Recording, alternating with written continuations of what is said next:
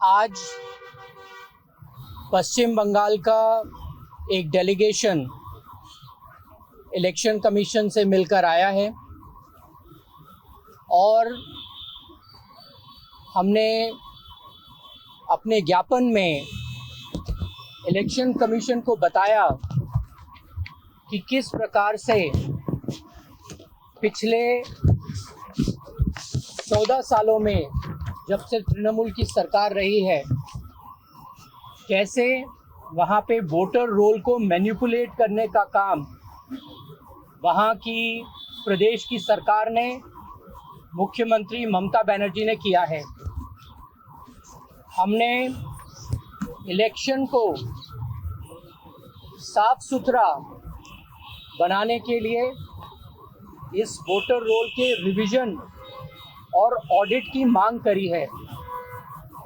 हमने election commission के सामने ये जानकारी रखी कि लगभग 13,03,060 ऐसे वोटर्स पश्चिम बंगाल में हैं जो डुप्लीकेट हैं, जहां पे वोटर का नाम, उसके रिश्तेदार का नाम और उसकी उम्र एक ही है। इसके साथ हमने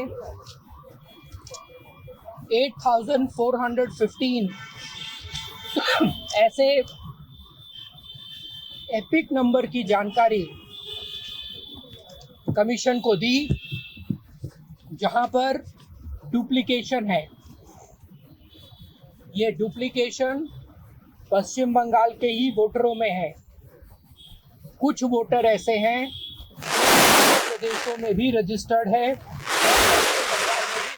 है, इन सभी वोटरों की जानकारी हमने इलेक्शन कमीशन के सामने दी है और हमने उनसे कहा है कि अगर आने वाले चुनाव को वायलेंस फ्री रखना है, फेयर और ट्रांसपेरेंट रखना है, तो पश्चिम बंगाल के वोटर रोल के रिवीजन की आवश्यकता है, ऑडिट की आवश्यकता है।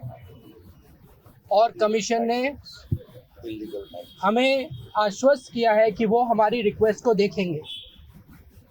इसके साथ साथ पश्चिम बंगाल में इल्लीगल वोटर्स यानी अवैध वोटर्स,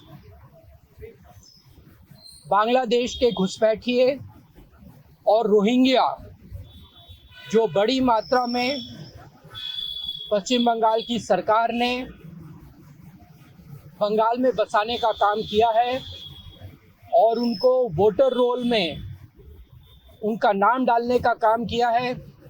इसके साथ साथ उन्होंने उनको लेजिटिमाइज करने की जो पूरी प्रक्रिया है, उसके माध्यम से हमारी चुनाव प्रक्रिया को कमज़ोर करने का काम किया है।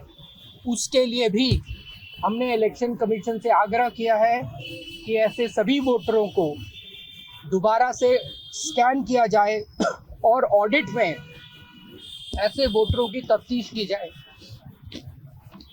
जो डेड, एब्सेंट और मूव्ड वोटर है, यानी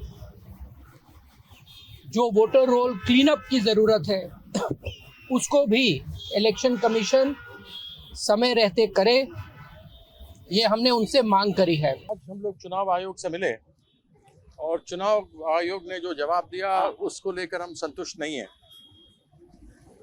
उन्होंने कहा है कि 90 दिन के अंदर हम ये समस्या का समाधान करेंगे।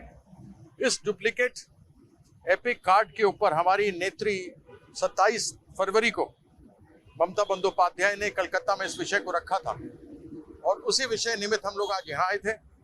इलेक्शन कमीशन कहती है कि 90 दिन में हम इसको करेंगे। क्या इलेक्शन कमीशन को मालूम है कि कितने डुप्लीकेट एपिक कार्ड्स हैं? तभी वह एक निर्धारित समय दे रही है। इसके पर एक बहुत बड़ा प्रश्न चिन्ह खड़ा होता है कि एक एपिक कार्ड जो किसी दूसरे राज्य का हो, जिस प्रकार से मेरा आधार कार्ड मेरा है वो आपका नहीं हो सकता, उसी प्रकार से मेरा एपिक कार्ड पे ऊपर किसी दूसरे, तीसरे, चौथे का नाम कैसे आ सकता है? वह भी एक ही राज्य के 2-3 जिले से वो नाम को कैसे आया जा रहा है? एक बात और जो मैं जोड़ना चाहूंगा कि लोकसभा और विधानसभा चुनाव के बीच में महाराष्ट्र के अंदर 40 लाख नए वोटर जोड़े गए। क्या इसकी संज्ञा इलेक्शन कमीशन को नहीं थी? यह कोई 1 लाख, 2 लाख, 10,000, 20,000 की बात नहीं है। ये बात है 40 लाख वोटरों को जोड़ा गया। कैसे जोड़ा गया? तो वही हम इनसे जानना चाहते हैं, इलेक्शन कमीशन से, कि क्या इनको मालूम है कि कितने डुप्लीकेट एपिक कार्ड हैं, तभी इन्होंने 90 दिन दिए हैं। यह विषय एक है जो बहुत ही गंभीर है। दूसरा, हमने इनको सजेशन दिया है कि वोटर लिस्ट में जितने भी नाम काटे जा रहे हैं, जोड़े जा रहे हैं या मॉडिफाई किए जा रहे हैं, उसका अलग से वोटर रोल बना करके लोगों को बताएं। क्योंकि हमको क्या पता लगेगा क्या काटा, क्या जोड़ा, क्या मॉडिफाई किया? हमको तो पता लगेगा नहीं। तो यह विषय हम उनके सामने रख करके आए हैं।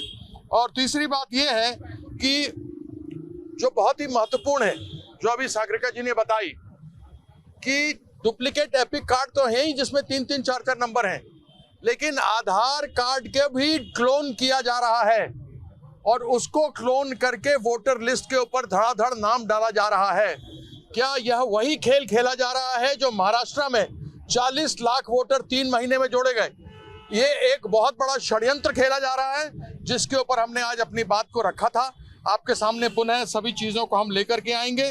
दूसरा, यह एपिक कार्ड कहते हैं, एपिक कार्ड के साथ आधार कार्ड वॉलंटरी है, आवश्यक नहीं है।